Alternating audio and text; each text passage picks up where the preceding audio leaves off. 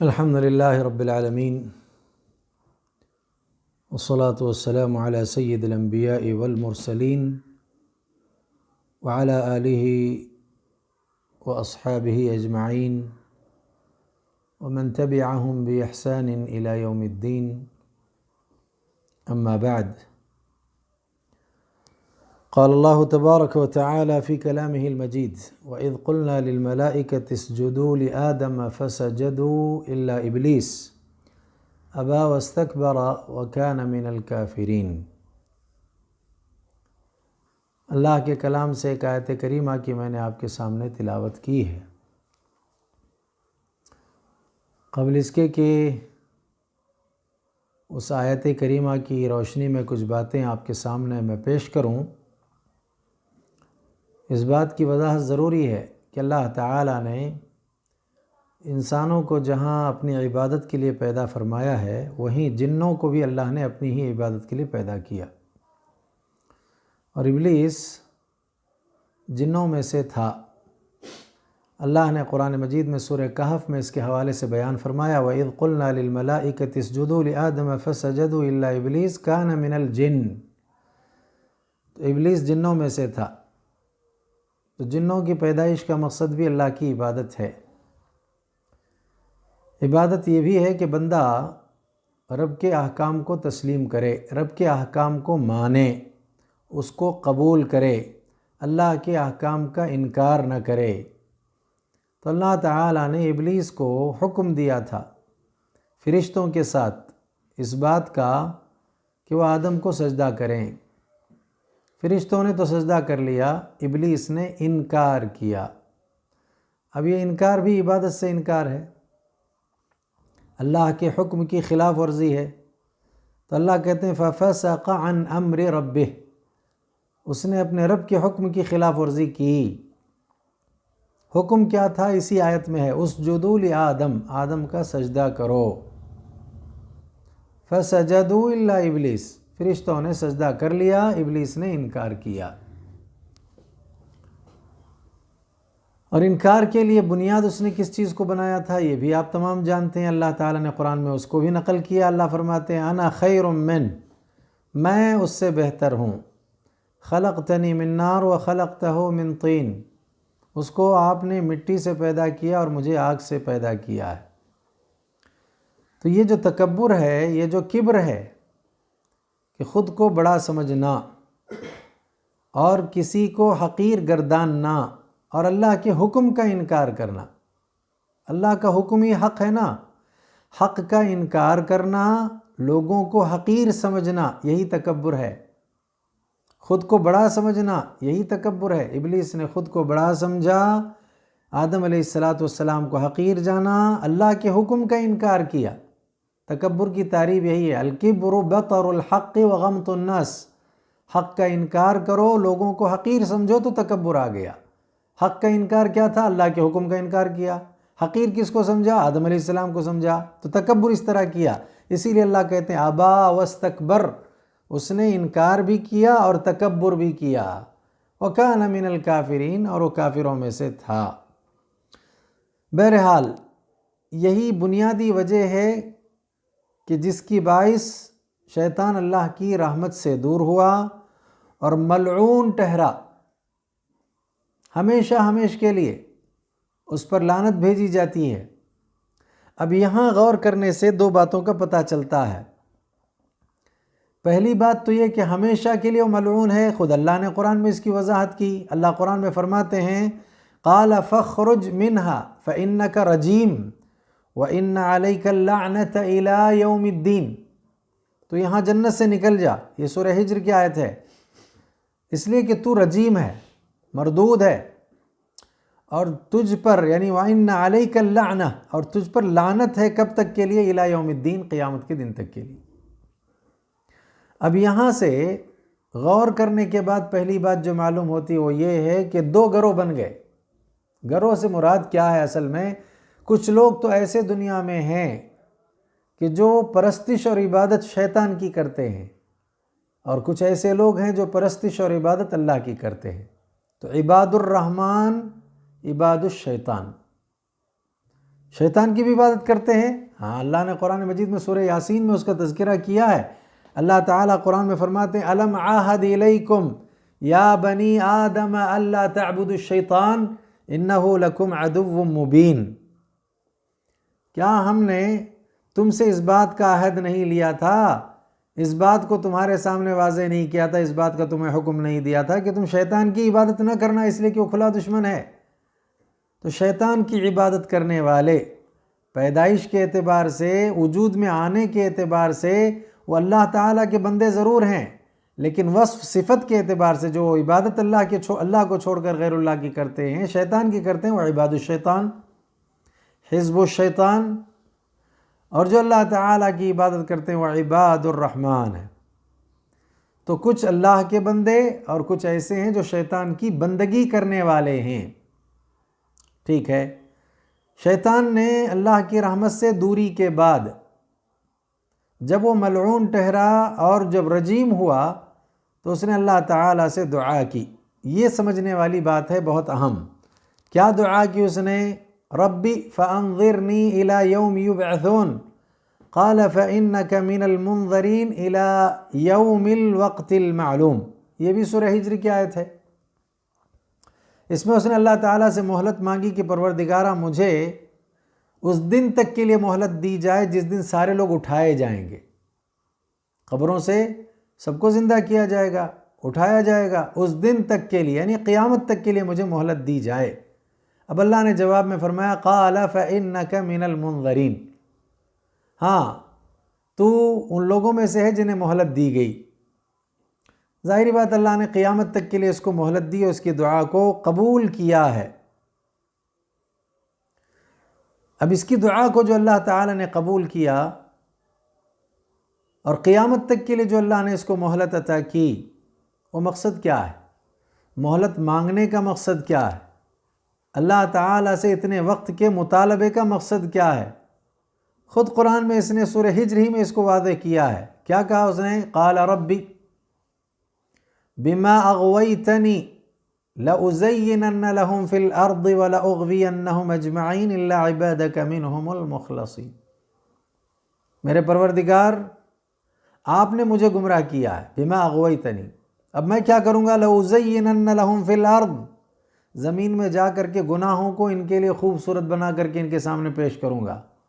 وَلَأُغْوِيَنَّهُمْ أَجْمَعِينَ، تمام کے تماموں کو، اس سارے کے سارے لوگوں کو، سارے کے سارے انسانوں کو میں گمراہ کر دوں گا سوائے تیرے ان بندوں کے جو مخلص ہیں۔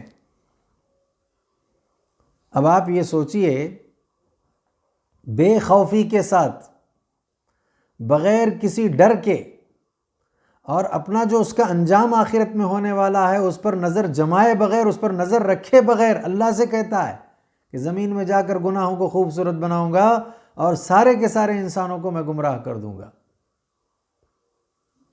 تو مہلت مانگی کس لیے اس نے؟ یہ سوچنے والی بات ہے، یہی نکتہ مجھے بتلانا۔ مہلت اس نے توبہ کے لیے نہیں مانگی ہے، استغفار کے لیے اس نے مہلت نہیں مانگی، قیامت تک کے لیے مہلت چاہیے مجھے، اللہ نے مہلت دے دی ہے، توبہ کے لیے نہیں۔ جبکہ انسان کا معاملہ یہ ہے کہ اللہ تعالیٰ انسان کو توبہ کے سلسلے میں مہلت کب تک دیتے ہیں؟ اس کے اپنے موت تک دیتے ہیں۔ اور انسانی سلسلہ جب تک چل رہا ہے، قیامت تک ہے، تو کہا اللہ کے نبی صلی اللہ علیہ وسلم نے سورج جب تک مغرب سے طلوع نہیں ہوگا اس وقت تک کے لیے مہلت ہے۔ کس کی مہلت ہے یہ؟ کس لیے مہلت ہے یہ اصل میں مہلت توبہ کے سلسلے میں ہے، استغفار کے سلسلے میں ہے۔ اب شیطان کا معاملہ آپ دیکھیے، وہ گناہوں پر مصر ہے اور اس پر نادم بھی نہیں ہے، اس پر شرمندہ بھی نہیں ہے۔ اللہ تعالیٰ کے حکم کی خلاف ورزی اس نے کی ہے، تکبر کیا ہے، اللہ کی رحمت سے وہ دور ہے، ملعون ہے، اس کے باوجود مہلت مانگتا ہے توبہ کے لیے نہیں، لوگوں کو گمراہ کرنے کے لیے۔ لیکن اللہ تعالیٰ نے انسانوں کے لیے توبہ کا دروازہ کھلا رکھا ہے۔ شہر رمضان کے بہت سارے نام ہیں، ان ناموں میں سے ایک نام اس کا یہ بھی ہے کہ شہر التوبہ ہے، توبہ کا مہینہ، جو بہکانے کے لیے قیامت تک کے لیے مہلت مانگ کر کے آیا، جسے اتنی مہلت مل گئی۔ اللہ کے نبی کا کیا پیارا فرمان ہے، جب شہر رمضان شروع ہو جاتا ہے تو جنت کے دروازے کھولے جاتے ہیں، جہنم کے دروازے بند کر دیے جاتے ہیں۔ وَصُفِّدَتِ الشَّيَاطِينُ، شریر قسم کے جو شیطان ہیں نا ان کو مقید کر دیا جاتا ہے۔ اس کا فائدہ کیا ہوگا؟ فائدہ اس کا یہ ہوگا کہ وہ جو گمراہ کرنے کا، بہکانے کا جو اس کا زور ہے اس ماہ میں وہ کم ہو جاتا ہے، وہ ٹوٹ جاتا ہے۔ اہل ایمان توبہ کی طرف، خیر کی طرف آتے ہیں، بھلائی کے کام کرتے ہیں، مواقع خوب ملتے ہیں ان کو جنت بنانے کے، جہنم سے آزادی پانے کے لیے۔ اور ویسے بھی اس کی خواہش یہ ہوتی ہے انما یدعو حزبہ لیکونوا من اصحاب السعیر، کہ اپنے گروہ کو، اپنے لوگوں کو، سب کو جہنم والا بنا دیں۔ تو جہنم سے چھٹکارا حاصل کرنے کے لیے، توبہ کرنے کے لیے، خیر کی طرف آنے کے لیے انتہائی مقدس مہینہ یہ ہے جس میں شریر شیاطین کو بند کر دیا جاتا ہے، پابند سلاسل کر دیا جاتا ہے۔ تو اللہ تعالیٰ نے ابن آدم کو، انسانوں کو مہلت عطا کی ہے، سہولت دی، اللہ تعالیٰ نے مہلت دی ہے کہ توبہ کر لیں۔ اگر غلطی ہو گئی، کفر ہو گیا، شرک ہو گیا، آئیں پھر دین کی طرف۔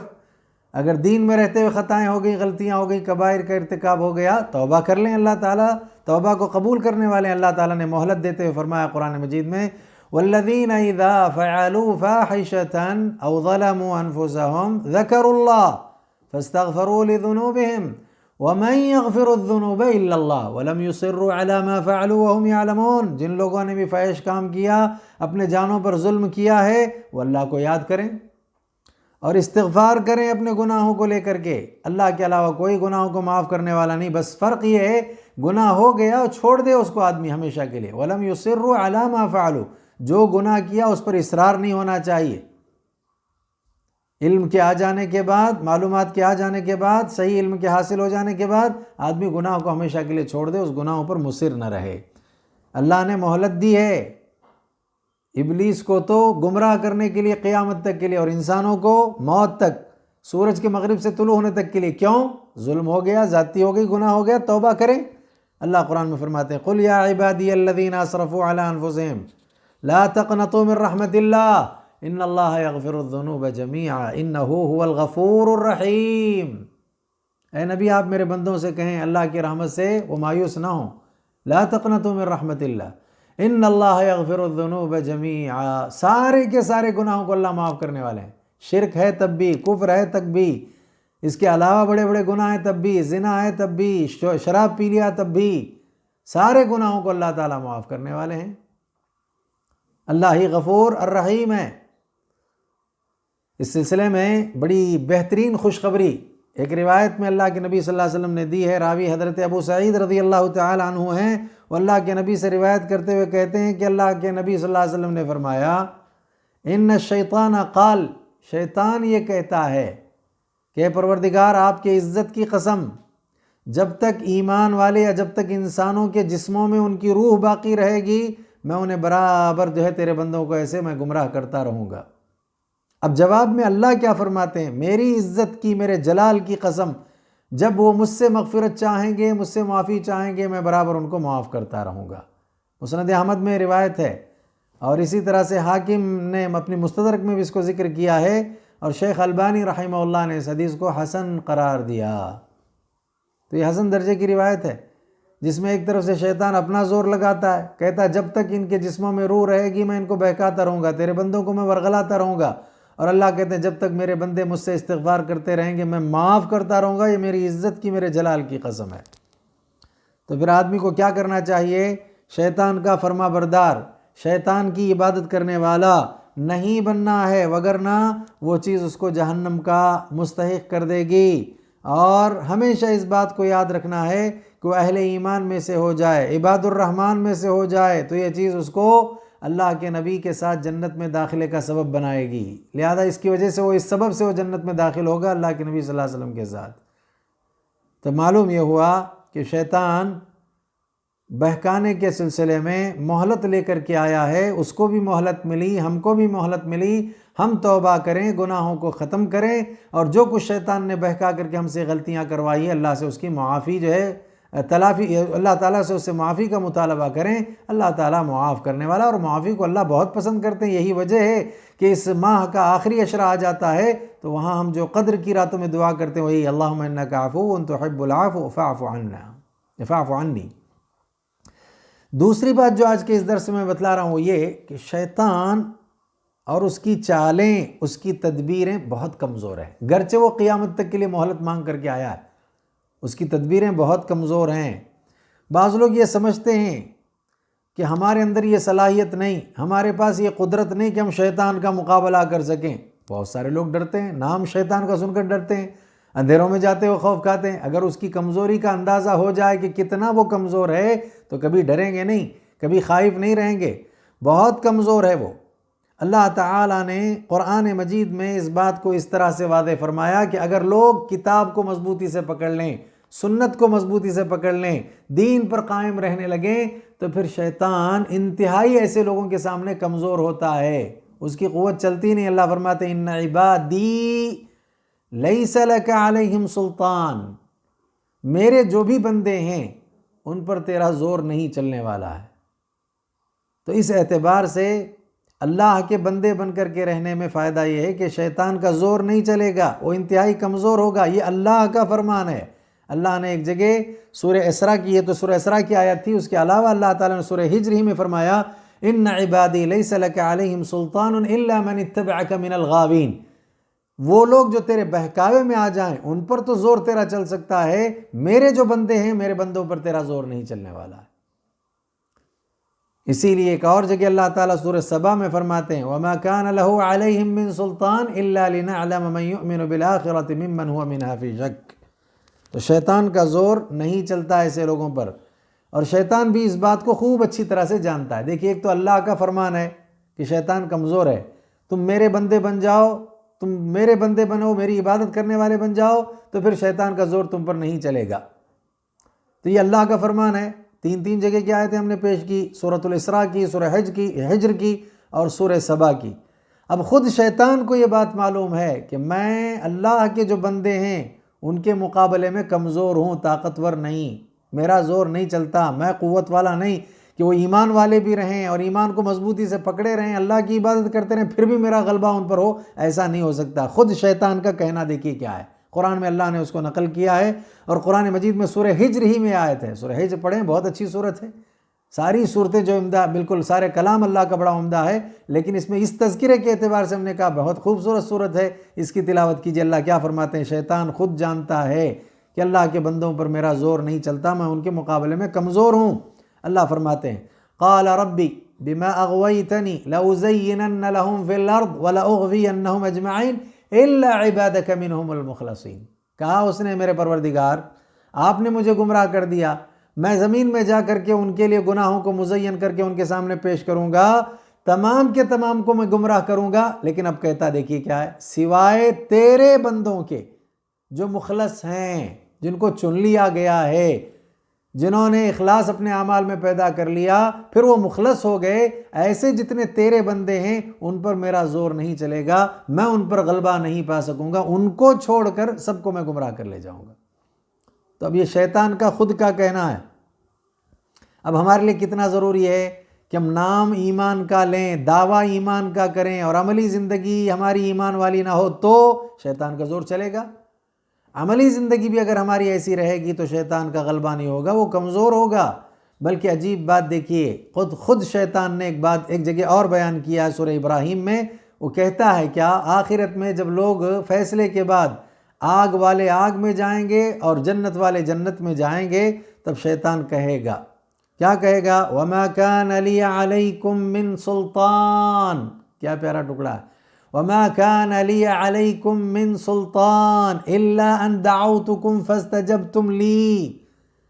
تم پر مجھے تو کوئی غلبہ نہیں تھا، البتہ اتنی بات ضرور تھی کہ میں دعوت دیا تمہیں، بس غلبہ پا کر کے زبردستی کا تو معاملہ نہیں تھا نا، میں نے دعوت دی اپنی، تو تم نے میری دعوت کو قبول کر لیا ہے، تو مجھے ملامت مت کرو، اپنے آپ پر ملامت کر لو۔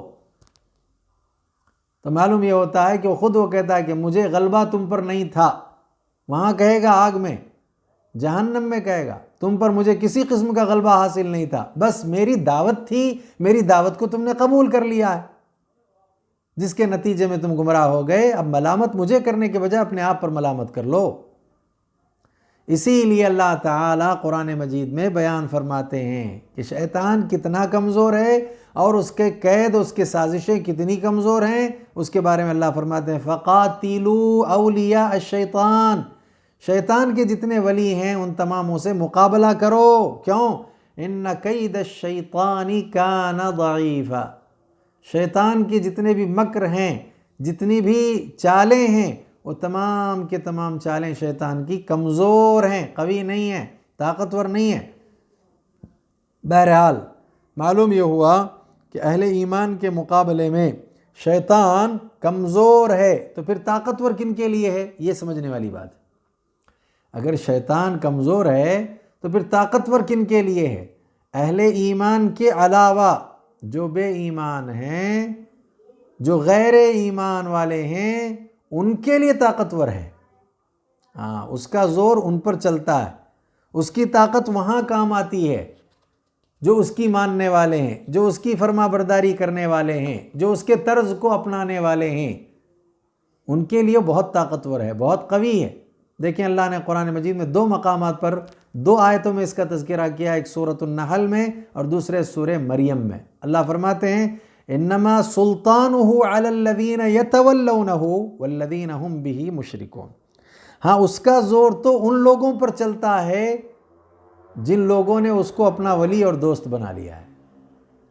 تو شیطان کو جنہوں نے اپنا دوست بنایا یا جو شیطان کے دوست ہیں ان پر جو ہے شیطان کا زور چلتا ہے، وہاں وہ طاقتور ہے، بہت قوت والا ہے۔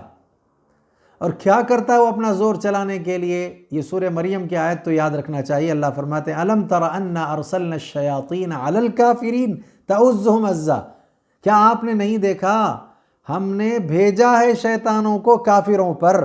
کیوں؟ تاکہ جا کر کے وہ کیا کریں؟ تعزهم عزا، ان کو اکساتے رہیں، ابھارتے رہیں، جوش دلاتے رہیں۔ تو آپ دیکھیے کفار کو جوش دلاتا ہے شیطان، حرکت میں لاتا ہے، جس کے نتیجے میں وہ ایسی ایسی حرکتیں کر جاتے ہیں کہ تصور بھی نہیں کر سکتا ہے کہ انسان کیا ایسا ہو سکتا ہے، ایسا کیا جا سکتا ہے۔ اور اہل ایمان کے ساتھ اس طرح کے معاملات ہوتے ہیں۔ ورغلانے والا کون؟ جوش میں لانے والا کون؟ دیکھیے کتنی طاقت ہے، نظر آتا نہیں لیکن جوش میں لاتا ہے، نظر آتا نہیں اکساتا ہے، نظر آتا نہیں حرکت میں لاتا ہے، نظر آتا نہیں طیش میں لاتا ہے، اور اس کی بنیاد پر ایسے ایسے کام کرواتا ہے، ایسی ایسے حرکتیں کرواتا ہے کہ انسانی عقل سوچنے پر مجبور ہوتی کیا ایسا ہو سکتا ہے؟ چاہے ظلم کا معاملہ ہو، چاہے زیادتی کا معاملہ ہو، چاہے کسی بھی طرح کے امور ہوں۔ اسی لیے اہل ایمان کو بطور خاص سارے انسانوں کو اللہ تعالیٰ نے قرآن مجید میں بیان فرمایا کہ یا ایھا الناس، سارے انسانوں سے، اے لوگو کلوا مما فی الارض حلالا طیبا، زمین میں جو حلال چیزیں اسے کھاؤ، ولا تتبعوا خطوات الشیطان، شیطان کے نقش قدم پر مت چلو، انہ لکم عدو مبین، وہ تمہارا کھلا دشمن ہے، اکساتا ہے، ابھارتا ہے غلطیوں پر، غلطیاں کرتے ہو، آخرت میں تو کہے گا کہ غلبہ مجھے نہیں تھا، میں صرف دعوت دیتا تھا، تم نے دعوت قبول کر لی، لہذا اب اپنے آپ کو ملامت کرو۔ اس کے اکسانے پر غلطیاں تو ہو جائیں اور اس کے بعد آخرت میں وہ اپنا دامن جھاڑ لے اور خود جو ہے غلطیاں کرنے والے پھنس جائیں۔ تو اس سے بہتر ہے کہ اللہ نے جو نصیحتیں کی ہیں، جو سمجھایا اللہ تعالیٰ نے وقت سے پہلے، اسے یاد رکھا جائے اور اس پر عمل کرنے کی کوشش کی جائے۔ اسی لیے اللہ تعالیٰ قرآن مجید میں ایک اور جگہ فرماتے ہیں وَلَا يَصُدَّنَّكُمُ الشَّيْطَانُ إِنَّهُ لَكُمْ عَدُوٌّ مُبِينٌ، شیطان تم کو گمراہ نہ کر دے، وہ کھلا دشمن ہے۔ ایک اور جگہ اللہ فرماتے ہیں استحوذ علیہم الشیطان فانساہم ذکر اللہ اولئک حزب الشیطان الا ان حزب الشیطان هم الخاسرون، شیطان نے ان پر غلبہ حاصل کر لیا ہے اور اللہ کا ذکر بھلا دیا، یہ شیطان کے گروہ والے ہیں اور یہی خسارہ پانے والے اور نقصان اٹھانے والے ہیں۔ ایک اور جگہ سورہ نساء میں اللہ نے فرمایا وَمَن يَتَّخِذِ الشَّيْطَانَ وَلِيًّا مِّن دُونِ اللَّهِ فَقَدْ خَسِرَ خُسْرَانًا مُّبِينًا، جس نے بھی اللہ کو چھوڑ کر شیطان کو اپنا دوست بنا لیا ہے وہ کھلے ہوئے خسارے میں ہے، واضح گھاٹے میں ہے، بڑے نقصان میں ہے۔ لہذا یہ اللہ تعالیٰ کی نصیحت ہے، اس کو یاد رکھنا چاہیے کہ شیطان کھلا دشمن ہے، اس سے باز آنا ہے، اس سے دور رہنا ہے، اس کو اپنا دشمن سمجھنا ہے۔ لہذا ان تمام چیزوں کو اگر ہم ذہن میں رکھتے ہیں اور شیطان کے شر سے باز آنے کی کوشش کرتے ہیں تو پھر کامیابی اور کامرانی سے ہم ہمکنار ہوں گے۔ دو اقوال کو بیان کر کے اگلے درس میں اسی حوالے سے، شیطان کے حوالے سے کچھ اور باتیں ہم بیان کریں گے جو انتہائی اہم ہوں گی۔ دیکھیے اس سلسلے میں قیس ابن حجاج، ان کا ایک قول ہے بڑا پیارا، وہ کہتے ہیں کہ شیطان نے مجھ سے یہ کہا، میں تجھ میں جب داخل ہوا تھا تو میری مثال تو ایسی تھی کہ میں جیسے جوڑ ہوتے ہیں جوڑوں کی طرح، اتنا مضبوط تھا، لیکن حال اب یہ ہے کہ اب تو میں عصفور کی طرح ہوں۔